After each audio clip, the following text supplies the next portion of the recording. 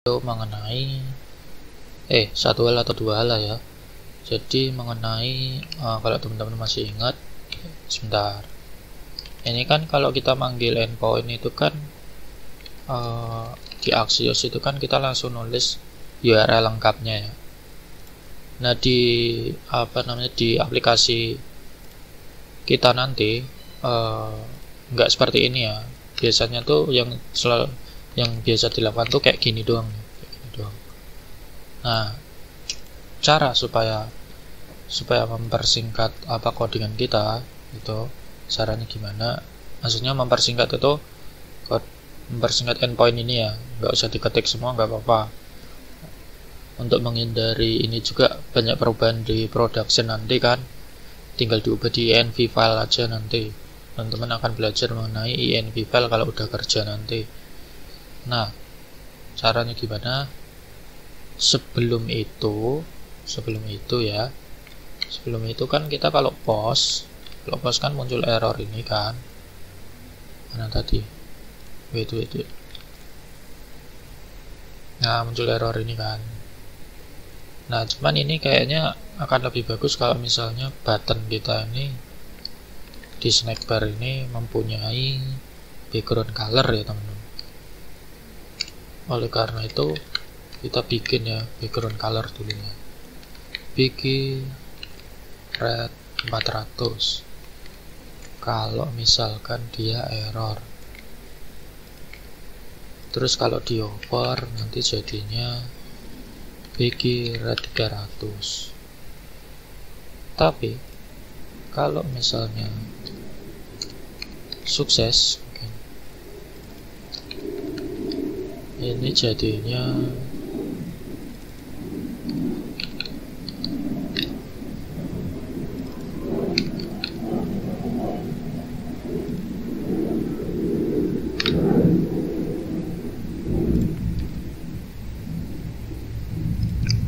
kayak begini ya kalau sukses. BG green 500, kalau dioper BG green 400. Kita tes dulu.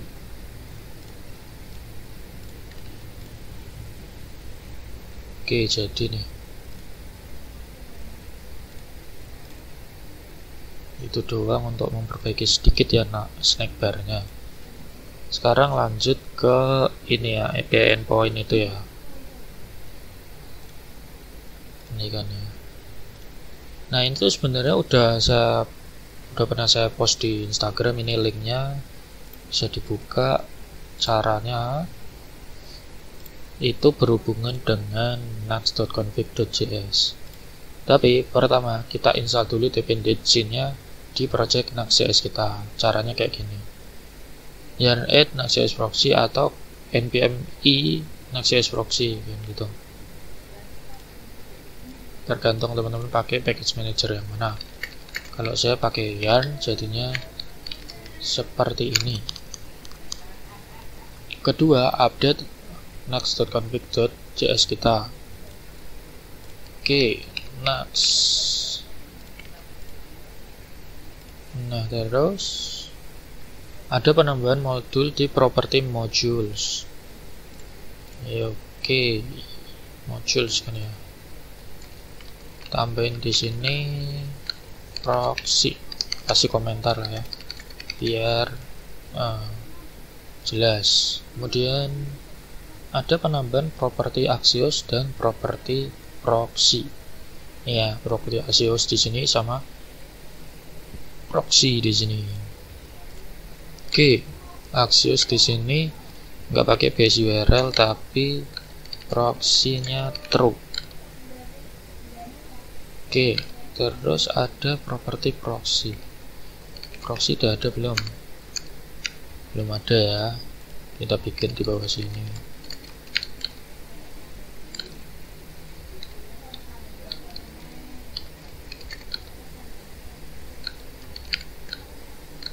Target. Nah, target ini diisi dengan ini. Tapi sebelum itu kita mau hapus semua API endpoint-nya ya. Jadinya nanti kayak gini doang. targetnya kayak gini. Terus battery write, ada battery write nya juga. Battery write.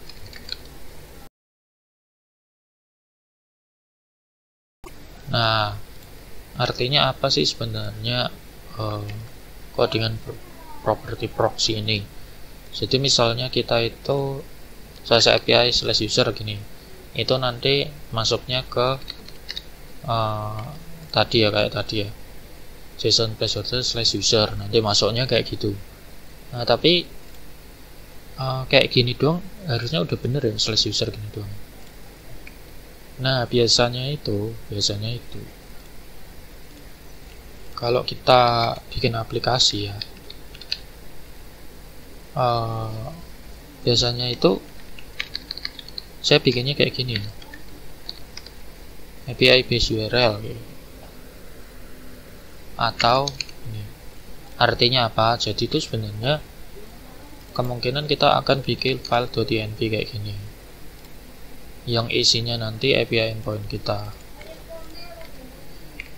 gini.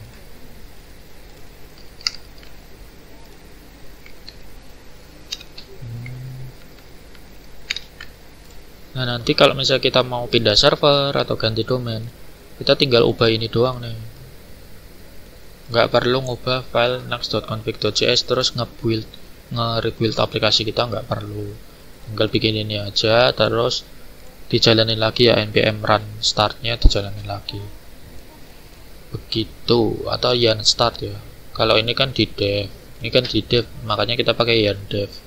Tapi kalau di production nanti yarn build, habis itu yarn start, ada di package.json ya, bisa dilihat nih. Oke, ini harusnya jalan. Oke teman-teman, jadi tadi sempat terjadi error ya. Jadi saya coba restart yarn dev nya, terus semua API endpoint saya bikin slash API kayak gini ya di depannya. Soalnya ternyata kalau dihapus gini ternyata nggak bisa, harus ada slash API nya. Perasaan dulu bisa deh, tapi ya udahlah. Oke. Nah kenapa sih kok saya memilih untuk pakai proxy? Kenapa nggak pakai base URL aja? Nah sebenarnya pakai base URL ini bisa ya teman-teman, nggak perlu pakai proxy, pakai base URL ini bisa kayak gini ya. Cuman saya pernah pengalaman pakai base URL ini di server tertentu itu nggak bisa ya, entah karena ada masalah SSL atau gimana, itu nggak bisa. Makanya sejak saat itu saya udah nggak pernah pakai base URL Axios ini lagi, pakainya proxy ini. Sebagian besar project berhasil jalan, nggak ada masalah kalau pakai proxy kayak gini.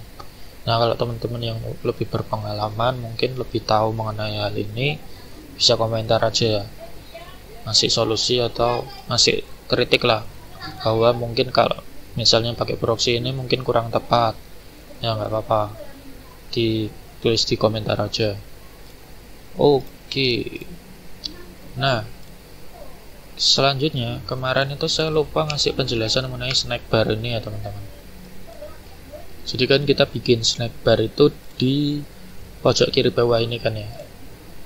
Nah ini kan saya bikin dia posisinya fix, supaya kalau di scroll gini halamannya dia tetap ada di sini, makanya harus posisi fix. Terus Z30 itu supaya dia di atas sendiri, atau Z99 juga boleh, nggak masalah. Terus left 4 bottom 4 itu artinya ya supaya dia di bawah sebelah kiri. Kemudian ada box equal ini saya lupa nih untuk apa nih, kayaknya ini nggak perlu juga, nggak apa-apa sih. Selanjutnya ada duration 300 transform. Nah ini fungsinya untuk ya supaya dia itu bisa ada animasinya duration ini. Kalau transform ini berhubungan sama translate ini. Ketika kita mau pakai translate ini, kita harus pakai transform. Jadi translate ini tuh fungsinya sebenarnya untuk awalnya kan, ini kan kalau kita perhatikan codingannya, Kalau snack barnya ada isinya, berarti opacity-nya 100, translate X 0. Kalau enggak, kalau snack barnya 0 atau kosong, itu artinya dia opacity-nya 0 sama translate X 20, artinya dia itu ke kiri, ke pojok kiri gitu. Sebanyak 20 ini artinya apa? 20 nanti dicek di dokumentasi resminya Tailwind aja. Pokoknya dia ke kiri lah. Artinya dia itu hilang dari layar gitu. Nah, kemudian kalau misalnya ada snack barnya, dia muncul, translate-nya dibikin jadi 0 gitu. Nah, di sini isinya kontennya ya, isinya kontennya. Kontennya ini tuh kenapa saya bikin kontainer ini, kayaknya tuh tujuannya tuh kemarin supaya kalau teksnya ada beberapa baris bisa di looping ini ya. Jadi kalau enggak ya nggak apa-apa, gini aja kontainernya kontennya isinya satu div doang. Nah, ini isinya itu width 300, artinya dia itu max, dia itu lebarnya 300 pixel. Nah, kalau tipenya error dia backgroundnya merah, kalau sukses dia backgroundnya hijau. Terus ini teksnya ya, snackbar.message ya, MSG itu singkatan dari message. Kemudian button ini ya button untuk nge-close ya, ini kan ada simbol kali. Di sini ada set timeout ya, ada set timeout. Jadi itu artinya sebelum set timeout, biar saya jelaskan ini dulu. Nah, jadi di sini kan ada computed property, isinya snackbar. Snackbar ini ngambil dari store kan ya. Nah, jadi watch ini kan artinya kalau di view itu kan memperhatikan snackbar ini ya, artinya ya this.snackbar ya, mengacu bisa ke computed property atau ke state-nya data method di view. Nah, kalau misalnya di sini saya kasih pengondisian, kalau misalnya snackbar-nya ada isinya bukan 0 ya, isinya objek itu tadi, itu dia bakalan ngejalanin set timeout ya. Setelah 5 detik dia bakalan ini harusnya 0. Setelah 5 detik dia akan menghilang ya, snackbar-nya jadi 0. Nah, kalau snackbar-nya menghilang ya dia bakalan opacity-nya 0, terus geser ke kiri ya, translate X 20 kayak gitu. Itu aja kayaknya, aplikasi kita udah jadi. Nah, gimana kalau misalnya kita mau pindah halaman nih? Kan kalau misalnya kita lihat di sini misalnya grup nih, itu kan pindah halaman ya, layoutnya juga berubah nih, itu kan layoutnya agak berubah nih. Nah, cara kita mengubah layoutnya gimana nih gitu kan. Nah, itu sebenarnya teman-teman kalau mau bisa dibaca di dokumentasinya si Nuxt.js ya, dokumentasi dari Nuxt.js. Oke, atau ini saya coba kasih contoh sederhana lah ya, misalnya ini ya, center items ya.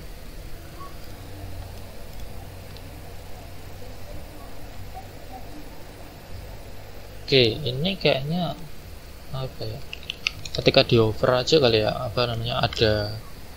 ada rounded, ada border radiusnya, soalnya tadi jelek ya kayaknya.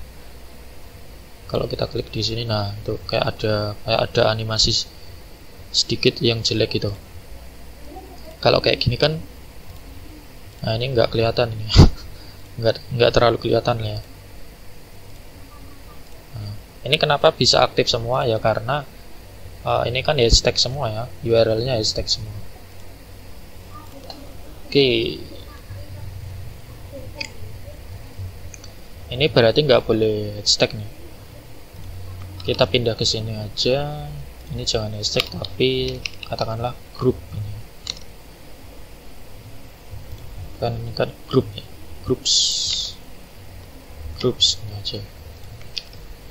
Nah, nanti kita bikin halaman baru di sini namanya groups.view.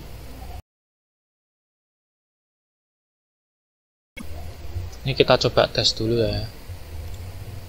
Nah ini jadinya kayak gini kan. Dia kalau pindah halaman yang ganti cuman tengahnya ini aja. Nah itu karena secara default layout kita itu kayak gini ya. Nah kalau misalnya kita mau beda layout ya kita harus bikin layout baru. Misalnya groups gini. Berarti bukan default layout tapi groups layout kayak gini. Nah terus di sini katakanlah berarti nggak ada right nav sama left nav lagi kan. Nah isinya mungkin di sini kayak gini isinya mungkin. Nah terus kita tes dulu ya bisa atau enggak. Ternyata belum bisa. Nah itu karena di pages group ini kita harus kasih properti baru namanya layout yang isinya groups gini. Nah ini harusnya udah bisa nih. Kalau misalnya kita refresh udah bisa nih jalan ganti layout ya. Nah ganti layout nih. Ininya pun linknya yang aktif juga udah jalan, udah bener. Kayak gitu caranya kalau misalnya teman-teman mau ganti layout, termasuk ketika mau buka halaman profil kita misalnya. Ini kan layoutnya udah beda jauh, harus kita ubah lagi kayak gitu. Itu kalau misalnya teman-teman mau ganti layout. Nah gimana dengan gimana dengan nama halaman ya? Cara ngubah nama halamannya gimana nih? Kan jelek ya kalau misalnya nama halamannya kayak gitu doang gitu. Ya, jadi untuk memberi nama halaman itu kita bisa manfaatkan metode bawaan dari Nuxt.js ini namanya head ya. Ini metode bawaan dari Nuxt.js atau Vue.js, saya kurang tahu sih. Kayaknya dari Nuxt.js. Kita tinggal tulis saja nama halaman kita apa. Misalnya mabuk, mabuk gitu. Nah jadinya kayak gini ya, harusnya udah berubah. Tapi kalau kita pindah halaman dia akan kembali lagi. Nah caranya supaya pindah-pindah halaman dia itu ganti title bisa pakai cara kayak gini nih. Pindah halaman, beda title. Di semua halaman kita bisa bikin kayak gini. Tapi kalau teman-teman udah terlanjur punya banyak halaman, gimana nih kalau misalnya udah terlanjur punya banyak halaman atau males misalnya ngasih perulangan kayak gini di semua halaman. Nah itu sebenarnya ada caranya. Misalnya kayak di project saya yang ini salah satu project freelance saya kayak gini. Head ini titlenya itu ada di pet formatted ini. Nah pet formatted ini isinya apa sih? Isinya adalah method atau function yang saya bikin sendiri gitu. Nah nanti kita tinggal kasih row.pet substring 1 kayak gini. Terus nanti pet to title-nya itu isinya apa sih? Pet to title-nya isinya ini kayak gini nih. Nah substring 1 ini kalau nggak salah ini tuh menghilangkan satu karakter di belakang ya, yaitu slash kalau nggak salah. Kemudian ditaruh di sini. Nah ini kan sebenarnya kan isinya row.pet itu kan biasanya string ya, bentuknya kayak gini, slash doang atau slash groups kayak gini kan. Nah itu nanti di split. Kalau teman-teman udah belajar JavaScript apa itu split, apa itu reverse, bisa dicari tahu sendiri. Nanti split jadinya array kayak gini. Jadinya array kayak gini. Berarti grup ya. Nah karena kita itu nanti menghilangkan slash di depannya substring 1 tadi, gara-gara substring 1 tadi ini ya berarti jadinya grup kayak gini doang. Intinya nanti itu ini nggak kepake. Function yang saya buat sendiri ini intinya nanti misalnya kita punya URL isinya slash group gitu kan, itu nanti jadinya ya, groups, terus nama halaman kita misalnya Mabu. Nah terus kalau misalnya kita punya banyak URL, misalnya group add gini, dan nanti jadinya kayak gini, add group Mabu kayak gitu. Nah itu penamaan halaman secara otomatis yang saya bikin ya, function ini. Kalau mau pakai silahkan. Ya gimana kalau kita coba praktekkan aja ini ya, this.pet formatted ini ya. Nah ini tuh sebenarnya ditaruh di mana? Ini nggak ditaruh di per halaman tapi ditaruh di layout ya, kayak gini. Kita coba ditaruh di layoutnya kita, misalnya default.view kayak gini kan, kayak gini. Terus tinggal bikin ininya.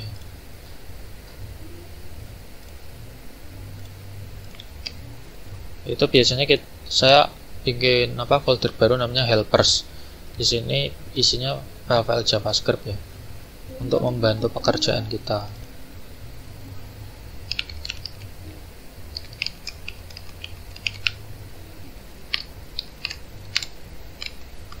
Kayak gini. Terus ini tinggal dipanggil doang. Import add to title from helper / add to title kayak gini. Terus ya di nuxt-config.js ini kita bikin titlenya ya, juga. Itu titlenya itu seperti ini.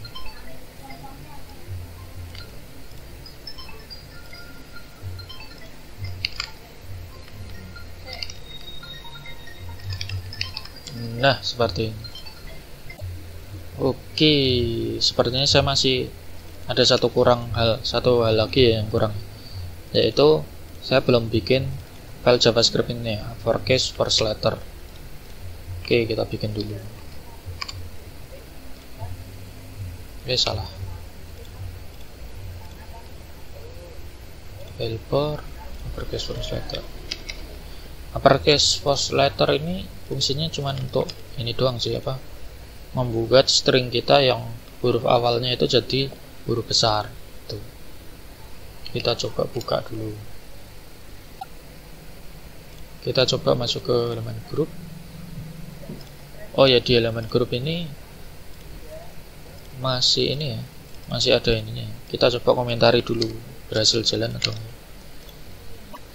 Oke, masih belum jalan. Itu karena itu karena kita kan ngasih ini kan cuman di layoutnya si default aja ya, harusnya di semua layout gitu. Oke, nah jadi nih groups jadinya. Oke, kalau misalnya kayak gitu, gimana kalau misalnya kita tambahin ini aja, tambahin string biasa jadi mabuk gini ya. Ini kan udah bener. Nah ini udah bener kayak gini, grup juga udah bener kayak gini. Tapi kita nggak harus panggil di semua halaman ya, cukup di layoutnya doang. Nah khusus untuk halaman index itu, ini harus ditaruh di default.view juga nih. Khusus di halaman index itu titlenya harus dibikin ya, soalnya halaman indeks itu kan cuma terdiri dari slash doang gini kan, makanya kita harus bikin manual. Tapi kalau halaman lain sih nggak perlu begitu teman-teman. Ya jangan lupa push codingan kita.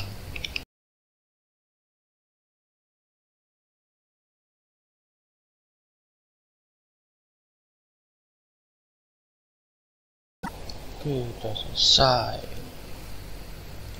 Sepertinya clone dashboard Facebook kita udah selesai. Jadi kita cuma ngeklon halaman home-nya Facebook ini doang, nggak ada ngeklon secara lengkap semuanya ya. Cukup ini aja. Oke. Terima kasih yang sudah menonton.